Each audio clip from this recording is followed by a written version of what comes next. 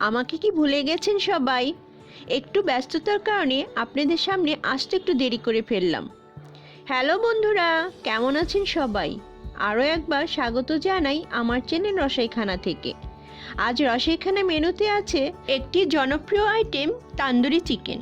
এটা ছোট বড় সবার খুব পছন্দের খাবার। তাই আমি খুব সহজভাবে, যাতে আপনারা ঘরেই তৈরি করে নিতে পারেন, দেখিয়ে দেব হাতের কাছে থাকা সব উপকরণ দিয়ে। যারা আমার চ্যানেলটিকে এই পর্যন্ত এগিয়ে নিয়ে যেতে সাহায্য করেছেন তাদের প্রাণঢালা ধন্যবাদ জানাই। আমি আশা করব ভবিষ্যতেও এমনভাবে আমাকে সাপোর্ট করবেন। আর যারা আমার চ্যানেলটিকে এখনও সাবস্ক্রাইব করেন নাই তাদের অনুরোধ জানাই আমাকে সাবস্ক্রাইব করার, এবং পাশে থাকা বেল আইকনটি ক্লিক করবেন যাতে আমার এরকম নতুন ধরনের রান্না আপনার কাছে পৌঁছে যায় সবার আগে। আর যদি ফেসবুক পেজ থেকে দেখেন তাহলে আমার পেজটিকে ফলো দিবেন। চলুন তাহলে শুরু করি।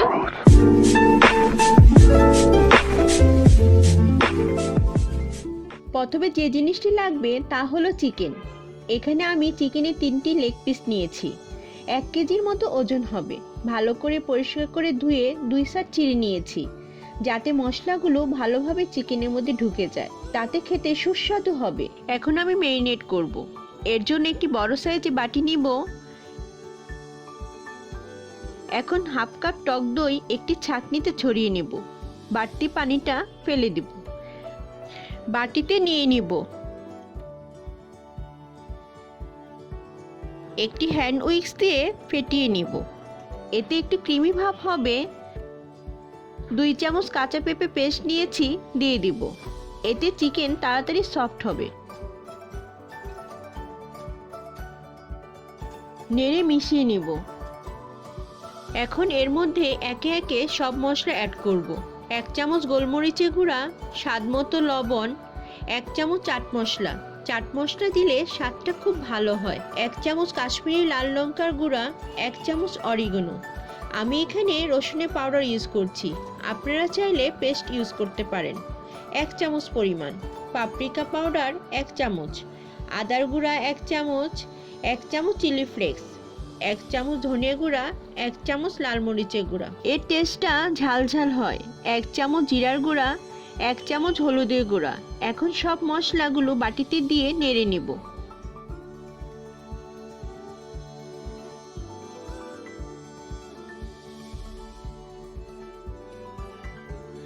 3 চামচ পরিমাণ সরিষার তেল দিয়ে দিব। ভালোভাবে মিক্স করব। এখানে আমি সরিষার তেল ইউজ করব, এতে খেতে ভালো লাগবে। কালারের জন্য অল্প জর্দার রং দিয়ে দিব। এটি অপশনাল, আপনারা না দিতে চাইলে নাও দিতে পারেন। আবার মিশিয়ে নিব।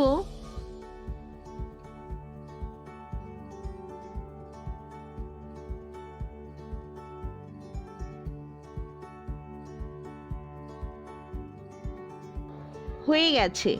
যেহেতু কালার মেশানো আছে, হাতে লেগে যেতে পারে, তাই হাতে একটি গ্লাভস পরে নিচ্ছি।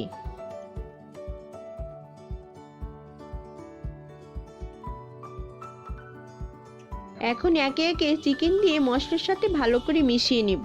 যতটা সম্ভব চিকেনে যে চিড়ে রেখেছিলাম তার ভিতর পর্যন্ত মশলা ঢুকিয়ে দিব। ভাজার পর খেতে ভালো লাগবে।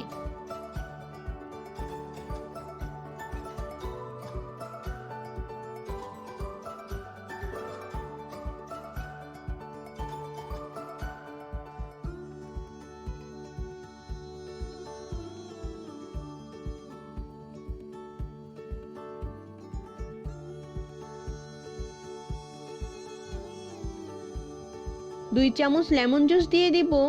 এতে খেতে টকটক লাগবে, মজা লাগবে। এখন ম্যারিনেট হওয়ার জন্য রেখে দিব 1 ঘন্টা।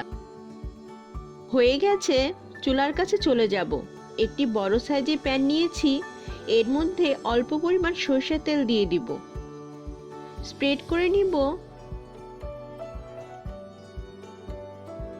চিকেনে হাড়ের যে দিকটা আছে সেটা উপরে রাখবো। বাকি যে মশলাটা আছে তা আমি পরে ইউজ করব। চুলার আঁচটা আমি লো টু মিডিয়ামে রেখেছি, যাতে এটি আস্তে আস্তে ভালো করে ভাজা হয়। আমি এখনই এটি কাভার করব না, 2 মিনিট এপার ওপার উল্টে পাল্টে ভেজে নেব।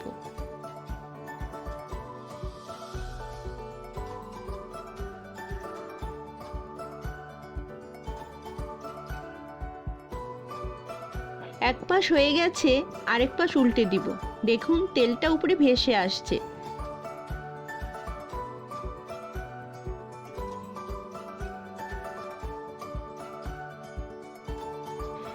এখন যে বাকি যে মশলাটা রেখেছিলাম একটি ব্রাশ দিয়ে এপারে দিয়ে দিব।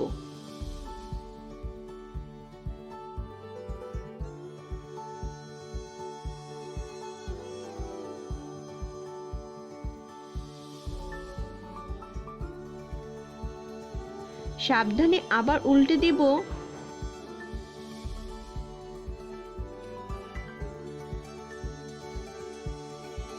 আবার এই পাশে মশলাটা ব্রাশ করব।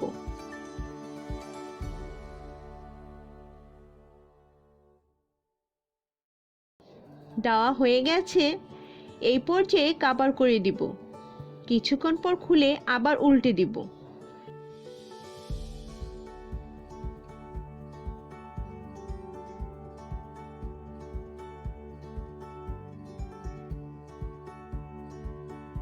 আবার কভার করব।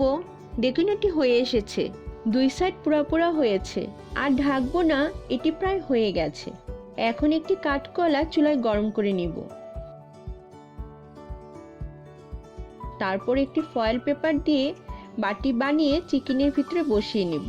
তার উপর জ্বলন্ত কয়লাটা দিয়ে নিব। 2 চামচ ঘি দিয়ে কভার করে দিব।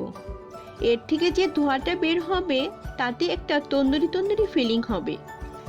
কভার করে অপেক্ষা করব 10 মিনিট। ঢাকনা খুলে দিলাম। দেখুন চিকেনটির উপরটা শুকিয়ে এসেছে। এখন তেল ব্রাশ করে দিব। তাহলে এটি অলমোস্ট ডান। একটি প্লেটে নামিয়ে দেখাচ্ছি। দেখতে যেমন ইয়ামি লাগছে, খেতেও দুর্দান্ত হয়েছে। আমি আশা করব আমার রেসিপি দেখে আপনারা বাসায় এটি তৈরি করবেন। খেয়ে কেমন লাগলো কমেন্ট করে জানাবেন। আজ এই পর্যন্তই। আবারও দেখা হবে নতুন কোনো রান্না নিয়ে। ভালো থাকবেন, সুস্থ থাকবেন।